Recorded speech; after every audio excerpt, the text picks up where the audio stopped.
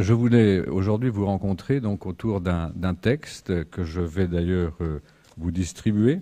Je vais faire passer l'alias dans la salle et puis chacun prendra un de ces textes. Donc l'invocation à Vénus de Lucrèce, voilà. Merci. Tiens, je vais en laisser un autre collègue. Merci, Charles. Donc un travail qui va être un travail un peu donc de commentaire de texte. Hein. Je crois que c'est utile pour nos étudiants. Je remercie aussi au passage des collègues de classe préparatoire qui sont là. C'est toujours sympathique d'être écouté par ses amis, collègues et pairs. Donc on va faire ce petit travail en quelques minutes de relecture de ce beau texte. Je voudrais vous donner mon sentiment sur ces lignes de Lucrèce, où le plaisir occupe une place tout à fait centrale. Donc on va lire le texte et puis je vais entrer dans le détail de quelques éléments. Invocation à Vénus, donc, mère des Énéades, plaisir des hommes et des dieux, Vénus nourricière, toi qui, par qui sous les signes errants du ciel, la mère porteuse des vaisseaux, les terres fertiles en moisson, ce peuple de créatures, puisque c'est à toi que toute espèce vivante doit être conçue, et de voir une fois sortie des ténèbres la lumière du soleil, devant toi, ô déesse, à ton approche s'enfuient les vents, se dissipent les nuages, sous tes pas, la terre industrieuse parsème les plus douces fleurs, les plaines des mers te sourient, et le ciel apaisé resplendit, tout inondé de lumière. Car sitôt qu'a reparu l'aspect printanier des jours, et que, brisant ses chaînes, reprend vigueur le souffle fécondant du Favonius, tout d'abord les oiseaux déserts te célèbrent, ô déesse, et ta venue, le cœur bouleversé par ta puissance. À leur suite, bêtes sauvages, troupeaux, bondissent à travers les gras pâturages, et passent à la nage les rapides cours d'eau. Tant épris de ton charme, chacun brûle de te suivre où tu veux l'entraîner. Enfin, par les mers et les monts et les fleuves impétueux, parmi les demeures feuillues des oiseaux et les plaines verdoyantes, enfonçant dans tous les cœurs les blandisses de l'amour, tu inspires à tous les êtres le désir de propager leur espèce. Puisque tu suffis seul à gouverner la nature et que sans toi rien n'aborde au rivage divin de la lumière, rien ne se fait de joyeux ni d'aimable. C'est ton aide que je sollicite dans le poème, que je m'efforce de composer sur la nature.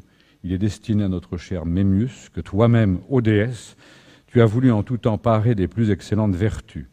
Veuille donc davantage, ô divine, donner à mes vers une éternelle beauté. Voilà, donc, eh bien, commençons à découvrir ce texte. Et petite étude littérale du passage. Enfin, rapide, je ne vais pas être un professeur austère et ennuyeux, je vais essayer. Mais on va quand même regarder le texte d'assez près et puis essayer de voir le prolongement de ce texte dans notre histoire littéraire. Hein.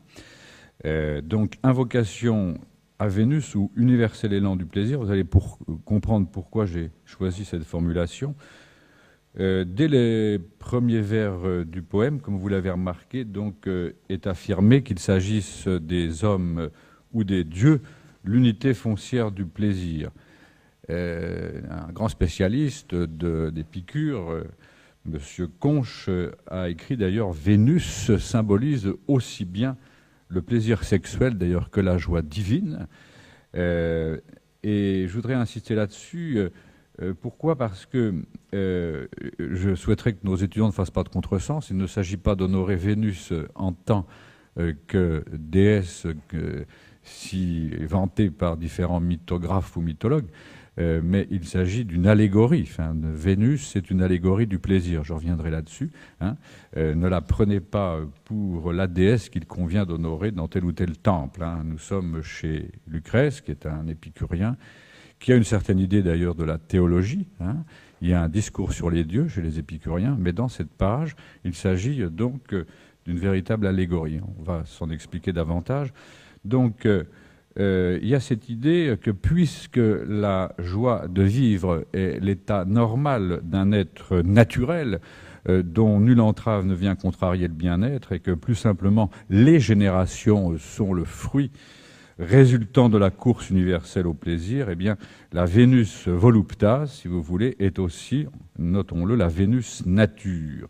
Donc, d'où l'expression, d'ailleurs, c'est à toi, Vénus, que toute espèce vivante doit être être conçu et de voir, une fois sorti des ténèbres, la lumière du soleil.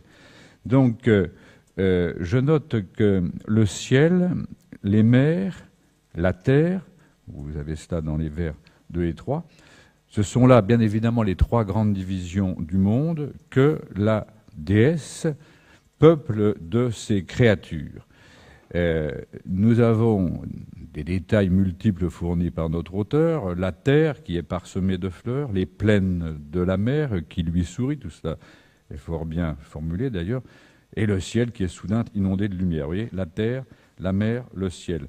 Et il ajoute, car sitôt qu'a reparu l'aspect printanier des jours, tout d'abord les oiseaux désertes célèbrent aux déesses, entre parenthèses, pour Lucrèce, ils ont été, selon lui, les premiers êtres vivants qui parurent sur Terre. Vous trouverez d'ailleurs référence à cela dans le chant 5, vers 801, où il affirme que les oiseaux ont été les premiers êtres vivants qui parurent sur Terre. Les oiseaux donc sont ainsi, et c'est assez normal, les premiers à ressentir l'arrivée de la déesse au printemps. Donc, à leur suite, dit notre texte, bêtes sauvages, troupeaux bondissent à travers les gras pâturages et passent à la nage les rapides cours d'eau. Donc, il y a quelques problèmes dans la langue latine où nous avons l'expression ferae pecudes. Selon certains éditeurs, ferae peut être pris, je le signale au passage pour les gens très savants que j'ai devant moi, mais comme épithète de pecudes, ce qui conduit peut-être à la traduction suivante, bétail exaspéré, c'est-à-dire bétail exaspéré sous les aiguillons de Vénus, si vous voulez, ou du fait des aiguillons de Vénus, c'est-à-dire de cette propension donc à se rejoindre donc dans ces fonctions génésiques qui vont caractériser toutes les espèces. Donc, quoi qu'il en soit, l'esprit du texte tend à souligner l'influence de la déesse sur toutes les créatures au moment du printemps, emportées par l'élan du plaisir.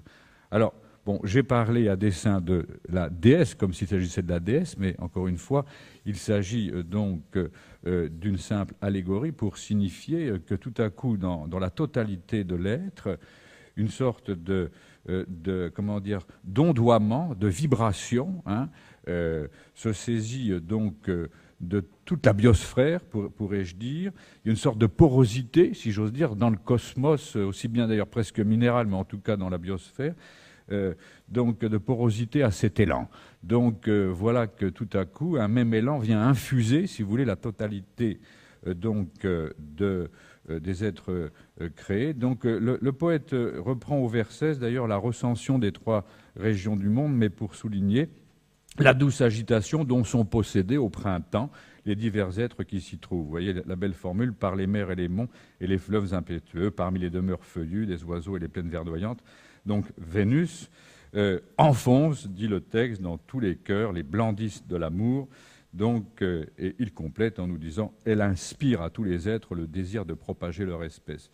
Autrement dit, il y a une chose amusante, c'est que ce qui subjectivement est une sorte d'accident, pourrais-je dire, du plaisir, c'est-à-dire la perpétuation de la vie, résulte très naturellement du libre déploiement de la force vitale contenue en chaque être. C'est-à-dire libre déploiement de la poursuite de l'obtention du plaisir auquel chaque animal aspirait tout à l'heure. Ce qui me permet de dire d'ailleurs que les animaux ne sont pas tout à fait les jouets de Vénus. Non, il y a cette idée que chacun désire le plaisir. Et une thèse que j'aimerais développer, c'est que chaque être vivant constitue une sorte d'individuation, si vous voulez, de ce principe de plaisir à l'œuvre dans la totalité de l'être. Donc, il y a une manifestation au sein de tous les vivants, donc de ce plaisir, de cet appétit de plaisir, sans aucun doute, mais qui fait la particularité, la singularité de chacun de ces êtres. Lucrèce, d'ailleurs, sera sensible à cette idée que le plaisir se décline selon l'idiosyncrasie, dirais-je, de chaque être vivant et de chaque homme, si vous voulez. Donc, il ne faut pas se contenter de parler d'une espèce d'énergie qui infuse comme cela les choses. Oui, bien évidemment, c'est le cas, mais il y a une façon de soutenir, me semble-t-il, que nous sommes des modes finis, si j'ose dire, pour parler comme Spinoza, et les animaux, les êtres humains, peu importe. Et donc, bien sûr, il y a une nature-substance derrière tout cela, mais cette nature-substance, irriguée par cette sorte d'énergie qui infuse la totalité de ce qui est, n'exclut pas que chacun d'entre nous puissions nous poser avec une singularité dans la quête même du plaisir. Bon. Ce sont d'ailleurs des choses qui inspireront bien des auteurs. Je pense à un type comme Charles Fourier et sa doctrine donc de l'harmonie universelle, si vous voulez. Fourier est persuadé que nous avons une complexion spécifique que les institutions, les pouvoirs, etc. ont complètement jugulé, et que si on laissait la nature en chacun de nous s'exprimer comme il se doit, nous arriverions les uns les autres à découvrir ce que nous sommes fondamentalement et dont nous ignorons tout dans l'immédiat. C'est une... dans sa doctrine, par exemple, des passions mécanisantes, je vous conseille de relire ces passages, donc chez Fourier, vous verriez comment il insiste sur l'incroyable bigarrure possible des individus au titre du plaisir auquel ils aspirent, et qui ne conduit pas du tout, contrairement à ce que l'on peut penser, donc à ces déchirements que habituellement on prête aux passions. Si les passions tournent mal ici-bas dans l'immédiat, c'est simplement parce que l'appareil en gros social qui vient tout censurer fait que, par exemple, l'amour tourne à la jalousie, à la convoitise possessive, etc. Donc je ferme la parenthèse, mais pour vous dire qu'il y a peut-être là des intuitions à exploiter. Donc ainsi, Vénus gouverne-t-elle la nature? Autrement dit, tout ce qui naît, tout ce qui naît, rerum naturam sola governas, dit le texte, et donc doit-elle être plus que tout autre invoquée par qui entend composer un poème dont l'objet est la nature même, ce qu'il dit à la fin du passage que j'ai lu. Donc, charme d'une nature qui répand le printemps, et ce charme habitera, comme vous l'avez vu à la fin du texte, le poème lui-même. De fait, c'est assez amusant parce que la positivité immédiate de ce qui se manifeste en son sein, eh bien, fera écho le charme du poème lui-même, répandant les bienfaits de la doctrine épicurienne. Une espèce de métonymie à noter. Le contenu et le contenant, si j'ose dire, finissent par se confondre. Le poème, lui aussi, va être irrigué, pourrais-je dire, par cette Vénus Aphrodite. Et c'est comme si ce monde en réduction qu'est le poème, dirais-je, devait obéir à la loi du monde lui-même. Lui aussi sera gouverné par le plaisir grâce au charme conféré par Vénus. Autrement dit, Lucrèce nous dit, lisez-moi et vous allez éprouver du plaisir, parce que Vénus Aphrodite m'habite par certains côtés et est présente sous ma plume. Donc, à cette condition seulement, l'âme humaine, enfin libérée de toute crainte, crainte des dieux, crainte de la mort, sera exemptée de douleur, connaîtra l'ataraxie et pourra pleinement retrouver la nature, c'est-à-dire jouir du plaisir pur. Il le dit d'ailleurs très clairement au chant 4, au vers 1081, chant 4. Retrouver la nature, jouir du plaisir pur. On dit souvent aussi une petite digression, mais que Botticelli s'inspira de cette invocation à Vénus en la combinant avec le tableau d'ailleurs des vers au chant 5, 737-740 pour peindre son printemps du musée des Offices. On dit aussi que Poussin trouva dans cette allégorie du divin plaisir la matière première du triomphe de Flore, aujourd'hui à Dresde, je signale au passage. Donc la présence discrète de Lucrèce derrière le pinceau de ses peintres, pourrais-je dire. Et je me suis demandé d'ailleurs, à propos de la suavité, si j'ose dire, de l'art lyrique, qui prétend toucher tous nos sens à la fois, s'il ne peut pas transposer de manière encore plus exacte la tonalité propre et la grâce du présent passage. Et à ce propos, j'ai retrouvé autour d'Hippolyte et Aristide Rameau une illustration intéressante où William Christie lui-même a soutenu que cette page l'a inspiré. Vous savez qu'il a été le metteur en scène avec Pierluigi Pizzi en 1985 de célèbre donc Hippolyte et Aricie, et il prétend avoir supporté sur la scène de l'opéra l'invocation justement que nous évoquons ici même, et en faisant entonner le célèbre plaisir doux vainqueur qui est dans les premiers mots, si vous voulez, chanter dans Hippolyte et Aricie. Il y a une manière d'associer ces mots donc à cette évocation. Dans le fond, il y a une recherche de synesthésie, pourrais-je dire, assez réussie dans cette interprétation. J'ai essayé de retrouver d'ailleurs tout cela dans certains documents que vous pouvez trouver sur Internet. Donc, on retiendra donc, entre autres hypothèses, que Vénus joue comme une représentation allégorique, soit des forces créatrices de la nature, soit plus sûrement donc du plaisir lui-même. Et par ailleurs, Lucrèce, je voulais vous le signaler parce que nous sommes là pour enrichir bien sûr les débats et multiplier les informations, mais Lucrèce a sans doute embelli à une tradition poétique de l'invocation. Il y a une tradition poétique de l'invocation dans le monde antique, et en particulier, elle s'affichait dans les hymnes grecs traditionnels, précisément, comme celui qu'on attribue au stoïcien Cléante, disciple de Zénon de Citium. Et Cléante, dans son hymne à Zeus, que vous pouvez d'ailleurs parfaitement lire, assimile le divin lui aussi à une sorte de souffle pénétrant tout ce qui existe, en sorte que l'on tend vers une identité de Zeus avec le monde physique, une sorte de panthéisme donc avant l'heure, une sorte d'identification de Zeus à une raison inscrite dans la nature elle-même.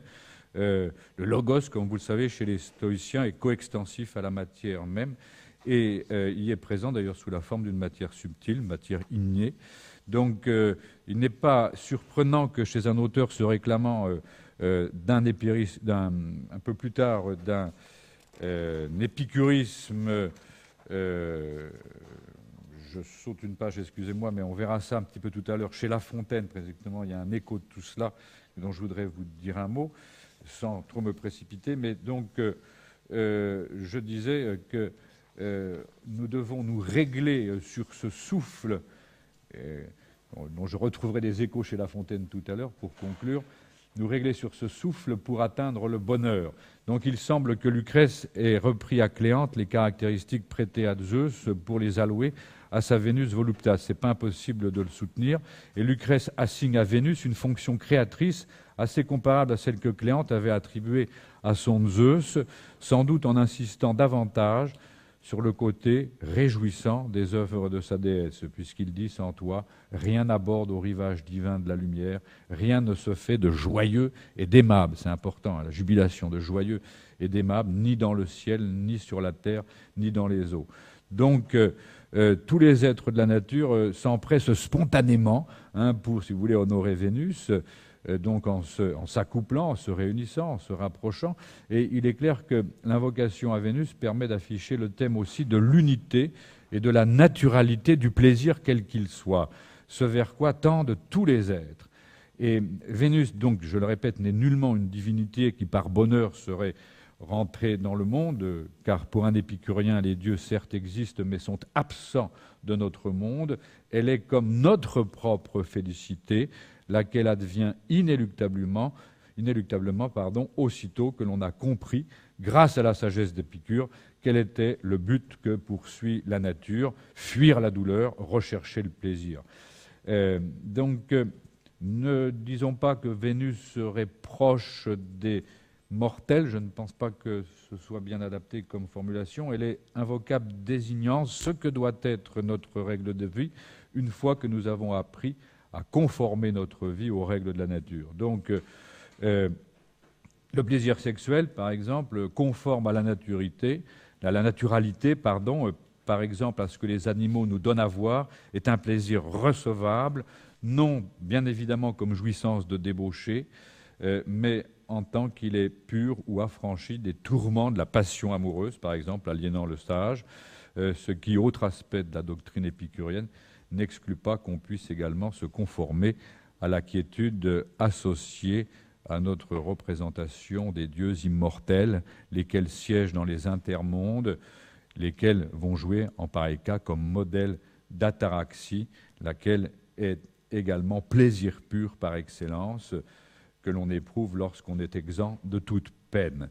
Donc, identification de la nature à Vénus, mais donc le monde matériel ou naturel, le seul monde concevable selon les épicuriens, en étroite relation donc avec la voluptas ou plaisir qui est au centre de l'éthique épicurienne. Plaisir, paix, nature régulatrice sont étroitement liés, Qui ignore les bienfaits de cette nature régulatrice, dont Vénus est la simple allégorie, se trouvera justement condamné à la crainte, la superstition, la guerre, dit Lucrèce, la dégénérescence de la vie. Donc, après ce petit détour par le texte, je me suis dit, mais il y a peut-être une extension à imaginer. Est-ce que l'on trouve d'autres types d'invocations à Vénus dans notre littérature? Assez peu au bout du compte, mais l'un des plus célèbres types d'invocation à Vénus est donc chez La Fontaine. Je voudrais vous en dire un petit mot. Il y a un écho de cette invocation à Vénus de Lucrèce, donc dans un texte dont j'ai pris les références, mais oui, voilà, que vous trouvez à la fin des Amours de Psyché et de Cupidon, qui s'appelle donc Éloge de la volupté. Je vais vous lire ce petit passage et en dire quelques mots pour conclure notre modeste communication. Bon, il est vrai aussi, j'ai cherché des choses, il y a des traces de tout cela dans les poètes de la Pléiade, hein, évidemment, chez Antoine de Baïf, chez Pontus de Thiard, chez Ronsard, mais vraiment, La Fontaine a tenté de reprendre, non pas mot à mot, vous allez le voir, mais beaucoup de choses qu'on trouve dans le texte de Lucrèce. Donc il y a une extension intéressante dont il faut bien dire quelques mots. Ô douce volupté, sans qui, dès notre enfance, le vivre et le mourir nous deviendraient égaux, aimant universel de tous les animaux, que tu sais attirer avec violence, par toi tout se meut ici-bas, c'est pour toi, c'est pour tes appâts que nous courons après la peine, il n'est soldat, ni capitaine, ni ministre d'État, ni prince, ni sujet, qui ne t'ait pour unique objet. Nous autres nourrissons, si pour fruit de nos veilles, un bruit délicieux ne charmait nos oreilles, si nous ne sentions, chatouillés de ce son, ferions-nous un mot de chanson. Ce qu'on appelle gloire en termes magnifiques, ce qui servait de prix dans les Jeux olympiques, n'est que toi, proprement divine volupté, et le plaisir des sens n'est-il de rien compté? Pourquoi sont faits les dons de Flore, le soleil couchant et l'aurore, Pomone et ses mets délicats, Bacchus, l'âme des bons repas, les forêts, les eaux, les prairies, mère des douces rêveries? Pourquoi tant de beaux-arts, qui tous sont tes enfants, mais pour toi les Chloris aux appâts triomphants, que pour maintenir ton commerce, j'entends innocemment, sur son propre désir, quelque rigueur que l'on exerce, encore y prend-on du plaisir. Volupté, volupté, qui fut jadis du plus bel esprit de la Grèce, maîtresse du plus bel esprit de la Grèce, ne me dédaigne pas, viens-t'en loger chez moi, tu n'y seras pas sans emploi, j'aime le jeu, l'amour, les livres, la musique, la ville et la campagne, enfin tout, il n'est rien qui me soit souverain bien, jusqu'au sombre plaisir d'un cœur mélancolique. Viens donc, et de ce bien, ô douce volupté, veux-tu savoir au vrai la mesure certaine? Il m'en faut tout au moins un siècle bien compté, car 30 ans, ce n'est pas la peine. Bon. Il a envie d'en jouir pendant un siècle, comme vous le devinez. Donc vous trouvez ce beau texte donc, à la fin des Amours de Psyché et de Cupidon. Vous savez que La Fontaine a été poète de cour, ce qui lui a valu quelques ennuis, puisqu'il a été lié au fameux surintendant qui a eu tant d'ennuis, hein, avec son château à Bar-le-Vicomte. Et La Fontaine en était un des membres qui fréquemment était invité, membre d'un cénacle qu'appréciait beaucoup Fouquet. Et il a dû, par contre-goût, disparaître quelques mois, le monarque de France l'ayant invité à expier, dirais-je, cette amitié douteuse à ses yeux en allant passer quelques mois en Limousin. Bon, ça n'a pas été très méchant. Mais donc il a bien commencé sa carrière comme poète de cour. Il est très connu comme fabuliste, hein, mais il ne faut pas oublier cet aspect-là. Il a beaucoup aimé les poèmes de circonstance. Hein. Donc, que dire pour conclure de ce petit texte? Nous avons donc un auteur qui se réclame clairement d'un épicurisme moral, et il n'est donc pas étonnant de trouver un éloge de la volupté chez lui, qui présente de fortes analogies avec le texte de Lucrèce. C'est le cas donc dans ces amours de Psyché et de Cupidon. Et entre cet éloge ou hymne à la volupté et l'invocation à Vénus sur lequel s'ouvre le De Rerum Natura de Lucrèce, il y a beaucoup de rapprochements à entreprendre. Je note que le plaisir y est dans les deux cas déculpabilisé avec le plus grand éclat, comme chez Montaigne d'ailleurs, qui dira du plaisir qu'il est notre ultime visée. Plaisir affirmé comme un principe universel, principe cosmique d'amour, on retrouve la même chose ici, principe de la vie morale, sociale, politique même, principe également des lettres et des arts, donc la volupté apparaissant à la fin de Psyché comme ce qui fait communiquer ces différentes sphères. Autrement dit, comme ce qui fait à nouveau l'unité même de la vie du monde. Donc c'est par le plaisir et avec lui que tout commence. Il est à la fois fondement et horizon. Pour La Fontaine, comme pour Lucrèce, la volupté principe est d'abord principe d'unité. Et comme Conge d'ailleurs le disait déjà, je l'évoquais tout à l'heure, Vénus, là aussi, symbolise aussi bien le plaisir sexuel que la joie divine. La Fontaine, quant à lui, selon une espèce d'inclination amplificatrice, se multiplie les éléments qui suggèrent cette unité profonde des plaisirs, puisque soldats, capitaines, ministres d'État, princes, sujets, poètes, participent tous à cette grande chaîne de la volupté qui stimule les vivants, aimant universel de tous les animaux. Et quant au plaisir divin, les dieux de Psyché, enfin du texte donc de La Fontaine, sont humains, peut-être trop humains d'ailleurs, ont éprouvé à quel point ils étaient tributaires de ces plaisirs-là, et La Fontaine d'ailleurs sait s'en amuser. Donc, en cela, en tout cas, La Fontaine est l'héritier, entre autres, de Pélisson. Je signale que c'est un protestant proche de Fouquet, abjurant et rentrant en grâce 5 ans après la chute de Fouquet, belle carrière politique sous Louis XIV, ami de Mademoiselle de Scudéry, précieuse, prosateur et poète à ses heures. Il affirmait, ce Pélisson, protestant, cette Vénus de Lucrèce, cette source d'amour qui se mêle à toute chose, c'est Dieu, a dit Pélisson lui-même, n'est-ce pas? Bon, alors c'est assez intéressant, je n'ai pas le temps de débattre de cela, mais c'est une manière comment dire, si j'ose dire, lucréciser le Dieu chrétien.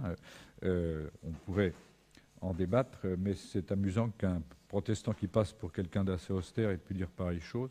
Donc, autre analogie marquante, chez La Fontaine, comme chez Lucrèce, l'invocation à Vénus volupté est d'abord une prière à la réussite du texte lui-même. Dans l'incipit du De Rerum Natura, alors vous aviez Vénus, mère des Énéades, plaisir des hommes et des dieux, etc. Et bon, nous avons là une instance qui est censée relier organiquement, en quelque sorte, si j'ose dire, transsubstantiellement, au sens de présence réelle dans la chair du texte.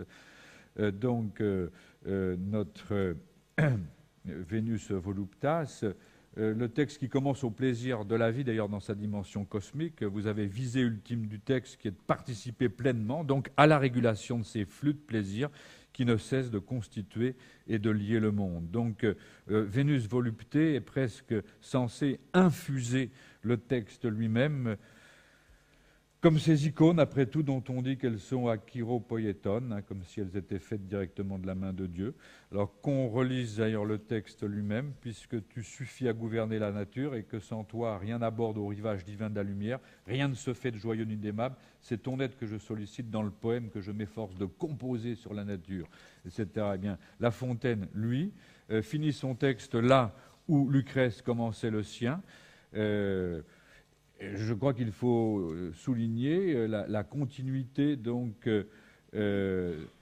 d'inspiration, pourrais-je dire, comment dire, il y a le même souhait, et puis cette idée que tous les plaisirs du monde, entre l'activité poétique et toutes les activités sociales et politiques, tous les plaisirs du monde donc, sont donc à prendre en compte. Et le texte doit se faire le chantre du plaisir, exercer sa prégnance sur toute l'existence elle-même. Je pense aussi que je vous dois de vous signaler une petite chose, c'est que ces amours de Cupidon, là, enfin Psyché, étaient censés être lus à Versailles, dans le jardin du roi, du monarque, par La Fontaine lui-même à 3 de ses amis, qu'il nomme dans son texte Acanthe, Ariste et Gélaste. Il s'agit de Racine, Boileau et d'un certain Chapelle. La Fontaine se dénommant lui-même Polyphile. Donc, La Fontaine donne lecture de son poème justement dans un écrin qui est ô combien favorable, mais s'adressant à des gens qui ont finalement des fonctions importantes, politiques et autres. Il y a une manière de dire, mais tout est lié ici-bas, tous les plaisirs sont liés. Ce que vous faites dans la société civile, dirais-je, et ce que j'entends moi-même incarner, tout se tient. Activité poétique et activité sociale, finalement, tourne autour du plaisir et de sa quête. C'est pourquoi je m'adresse à vous, mes trois amis, Acanthe, Ariste et Gélas. Et il semblerait qu'il ait fait cela tout à fait, n'est-ce pas, qu'il ait lu ce texte d'après pas mal de pages que j'ai lues à ce propos. Fumaroli, d'ailleurs, revient là-dessus dans Le Poète et le Roi. Donc, La Fontaine introduit au cœur de ses noces entre le poème et la volupté que célébrait Lucrèce, peut-être un type de plaisir qui eût paru suspect à tout épicurien orthodoxe, c'est celui de la renommée. Il parle le bruit des lucieux, de la reconnaissance sociale et de la gloire. Ce qu'on appelle gloire en termes magnifiques, ça, c'est pas très épicurien, je dois dire. On invite plutôt à vivre heureux. Pour vivre heureux, vivons cachés, si vous voulez. Bon. Quoi qu'il en soit de ce qui peut différencier nos deux auteurs, l'un et l'autre voient le plaisir comme ubiquitaire et innocent. Il est partout. Le plaisir en soi n'est pas un mal, ou plutôt même lorsqu'il prend la forme des chloris, c'est-à-dire nymphes. Hein, c'est une nymphe, chloris, ou flore, qui était prise de Zéphyr. Chloris aux appâts triomphants. Eh bien, le plaisir en soi n'est pas un mal. Tout dépendra de l'usage qu'on en fera. Et c'est avec volupté que l'on ménage les voluptés par un travail savant de délimitation des désirs, rappel précis de l'éthique épicurienne. Donc le sens de la limite, chacun sait que ce qu'il faut éradiquer en nous, ce sont les désirs illimités, les désirs vains. Quand on sort de la limite que fixent les désirs naturels et nécessaires, voire naturels mais non nécessaires, on s'expose au pire. Donc on aura un cadrage de la volupté, si j'ose dire, à prendre en compte, mais d'autres intervenants ou dans d'autres petits écrits que vous pourrez lire ici et là le soulignent très très clairement. Je crois que c'est important aussi d'avoir en tête l'idée de limite. Ne pensons pas qu'il s'agit d'un plaisir vers lequel on tend de manière, encore une fois, débridée et sans quelque contrôle de soi. Il y a dans la morale d'Épicure des frontières qui sont très clairement tracées, que je ne vais pas exposer, mais qui sont passionnantes à connaître. Je voulais terminer en disant que les dieux chez Épicure, on peut se demander s'ils sont aussi transportés par l'élan du plaisir. Je crois bon de rappeler que les dieux vivent dans un état d'équilibre permanent, puisque leur structure atomique est telle qu'ils récupèrent immédiatement ce qu'ils perdent. Ils sont dans un état, disent les latins, de suppeditatio, ou d'antanaplérosis, dit-on en grec, c'est-à-dire d'équilibre compensatoire. Donc ils ne connaissent pas des appétits selon un mode d'expression comparable au nôtre. Donc il faut faire attention. Je pense que les dieux qui sont dans les arrière-mondes jouissent en permanence de leur état, alors que nous jouissons de façon clignotante de nos appétits, puisqu'il y a des jours où les choses vont mal, où le climat est anxiogène, où nous sommes repris par la crainte de la mort ou la crainte des dieux. Donc l'élan universel du plaisir ne saurait jouer au sein des dieux qui ont un autre psychisme que le nôtre. Ne faisons pas de confusion. La façon dont ils peuvent être transportés par le plaisir n'est pas tout à fait, en quelque sorte, homologue, eu égard à ce que nous connaissons nous-mêmes. Mais inspirons-nous justement de leur sérénité et de la paix dans laquelle ils vivent pour tendre à l'ataraxie. Et c'est ainsi que nous vivrons ici-bas comme des dieux, disent-ils. Voilà ce que je voulais vous dire un petit peu rapidement. Je vous remercie de votre attention. J'espère ne pas vous avoir assommé avec cette confrontation à un texte un petit peu ancien, mais qu'elle mérite nous ouvrir, je dirais, à des questions assez passionnantes. Merci de votre attention.